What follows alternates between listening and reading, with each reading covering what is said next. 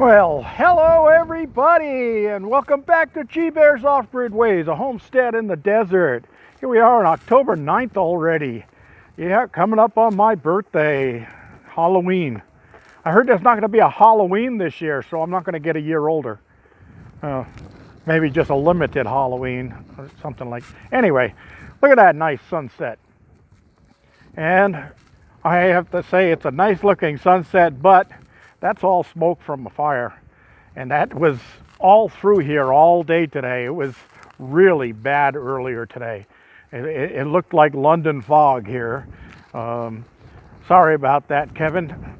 My friend Kevin Elton over there in Great Britain watches all the time.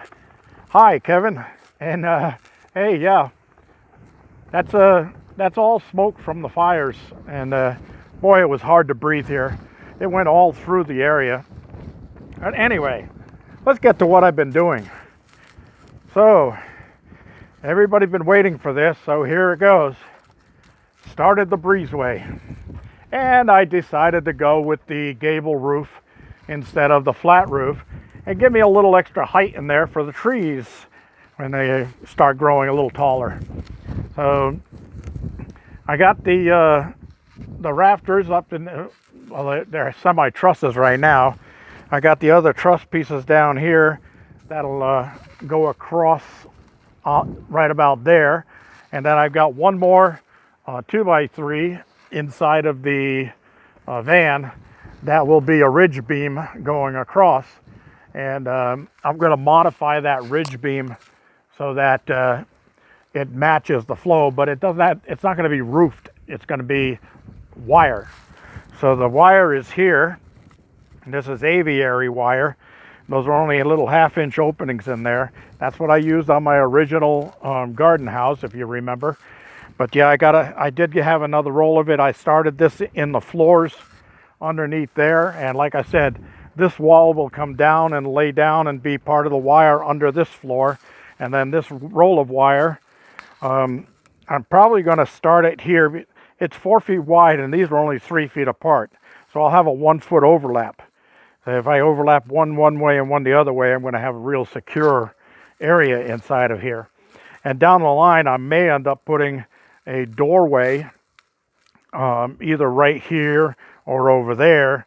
I don't know if I will or not. It's just, I wanted to plan ahead just in case I did that. Otherwise, I could have moved this over to 4 feet and then use a 4-foot strip and a 2-foot strip and still got the thing sealed in. But doing it this way, give me a nice 3-foot door to get through.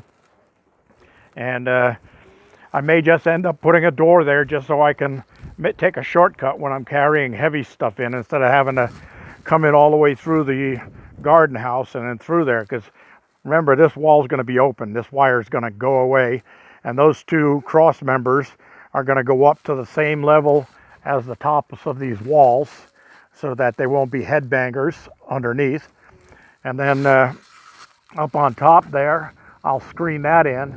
And I was thinking just a little while ago, I have to screen that in before I put the roof on. Otherwise, I'm not going to be able to get up there to nail it because I can't walk on that wire over on the other side. And those long 14-foot 2x4s are not going to give me enough support to get up on top of them. So when I originally did this, I was doing it with 6-foot wide rolls. And what I would do is I'd anchor the roll here and then go up the ladder and put it on the roof and then just give it a push and roll it across the roof. Then I go on the other side and finish rolling it and then bring it down and cut it off. So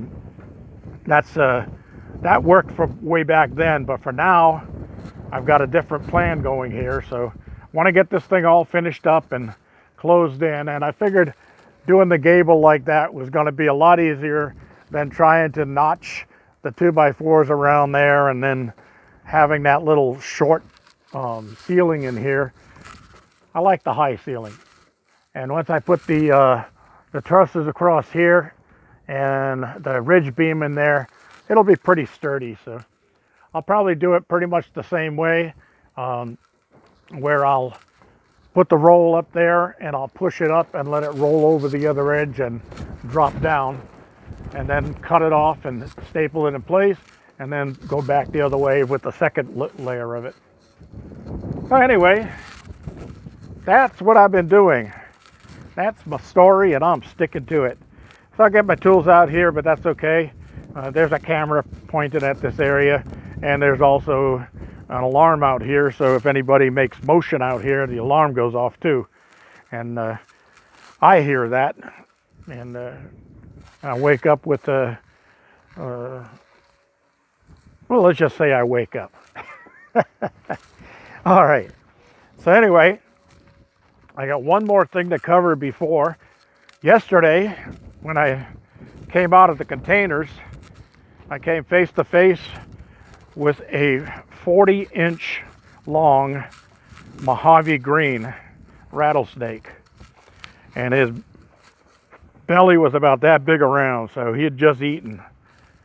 But he decided that he was going to stand his ground, so he kind of coiled up right there and looked at me. But I carry a freedom stick around with me when I'm walking around out here, and I pulled that out and put 3 of them into him, and one blew off his head, one blew off his tail, and the other one went right through the center of the body.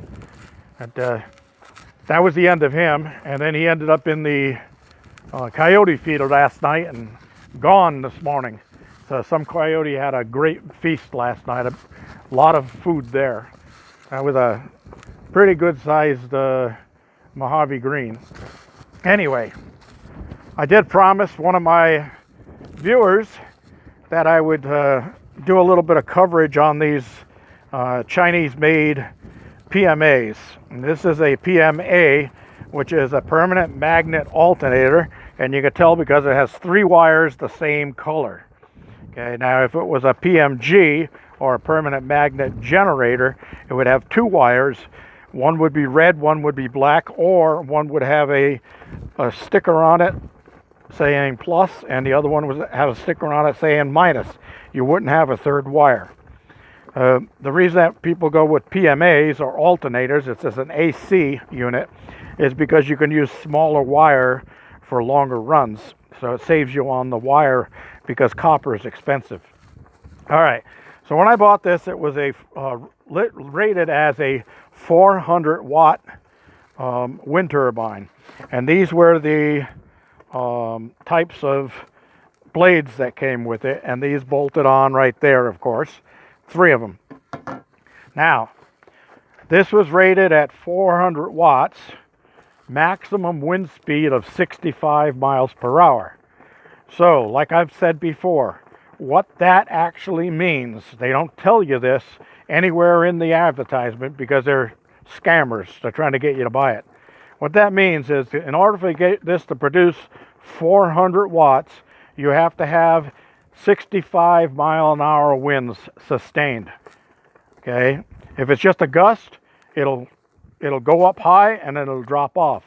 But next thing wrong is the Chinese overrate all of their stuff, and I don't know how they get away with doing that and selling it in the United States. But they rated this at 400 watts, and the 400 watts at 65 miles an hour I never saw, because I never had this up in 65 mile an hour winds. But I did have it up in 30, 35 mile an hour winds, and I only saw 80 or 90 watts come out of it. So something's wrong there. You know, it just does not compute what they tried to say. All right, so this piece of junk only worked for a little while and then quit working. And I took it down, and I had my friend Andy helping me take it down. But this is how you can tell this thing is blown. Okay, a permanent magnet alternator has magnets inside that oppose each other. So there'll be resistance on the hub when you try to turn it. You'll feel it, the magnets will stick at certain intervals like that. This doesn't do that. It just spins freely. It's totally blown. Okay, the seal came out of it.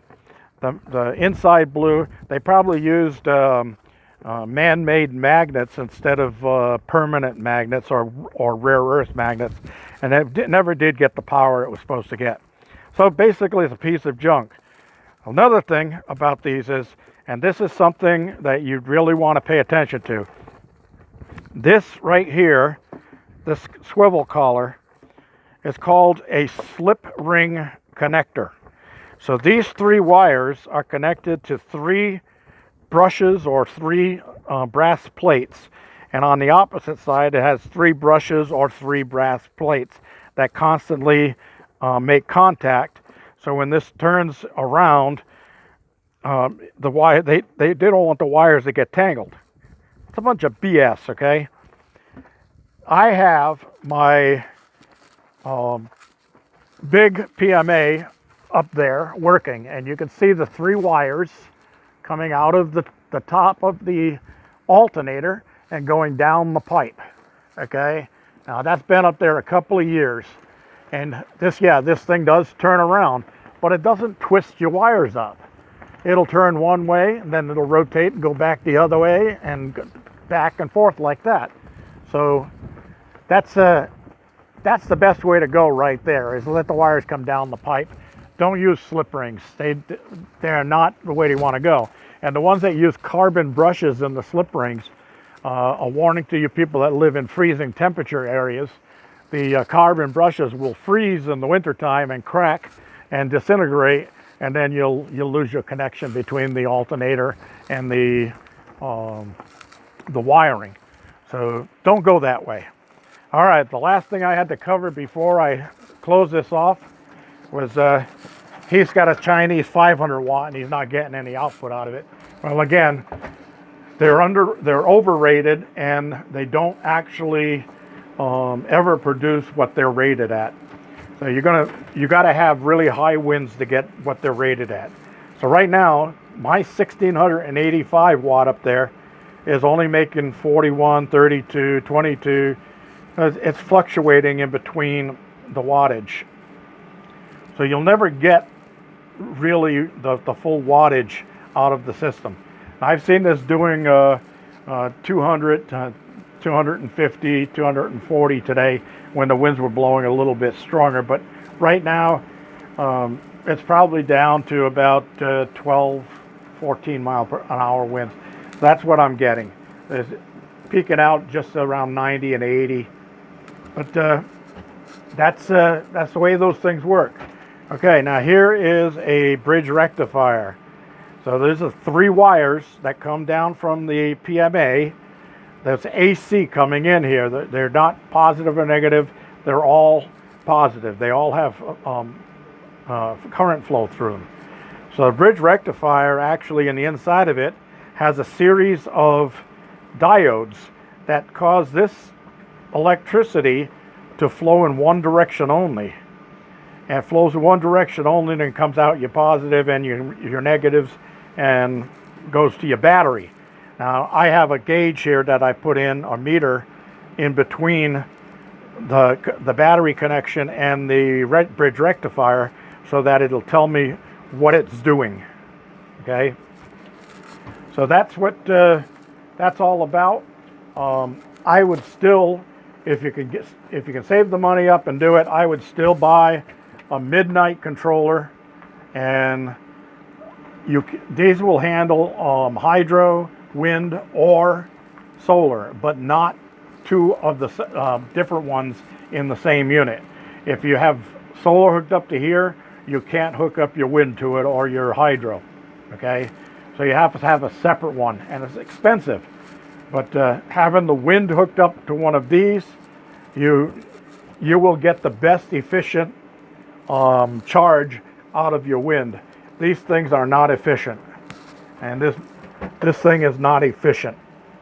Okay, it's just what I could afford at the time, and that's all I have. And then of course everything's costing money, so it's always one thing after another after another. The money is always having to be spent somewhere else before I can get to what I want to actually do with it. But anyway, that's the way it works. All right, everybody, thank you for joining me on this episode. Questions and comments below. I love the questions and comments. I get back to everybody. So do it. And don't forget, subscribe. Please subscribe. It's free. It doesn't cost you anything. No, you're not going to get spammed. You're just going to get notified when I post a video. That's all subscriptions do for you, okay? For right now. But later on, those subscribed to my channel will be getting bonuses, extra stuff. And that's coming up. It's coming up faster than a lot of people think. This is G-Bears thanking you for joining me and signing off.